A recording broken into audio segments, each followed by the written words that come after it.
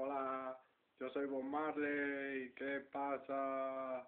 Esa marihuana que nunca muera, hay que volver a sembrarla, sacarles quejes, que la cultura reggae nunca se terminará, si no es aquí hay muchas estrellas en el universo, así que paz, amor y libertad a todo el mundo que quiera y quien no que se muera.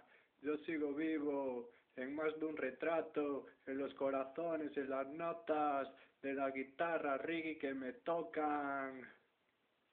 Y tengo muchas historias aún que decir en mucha gente de mi misma sangre y cultura rastafari. Aún los cabezas rapadas me sienten como si fueran mis hermanos de todos los colores, colegas.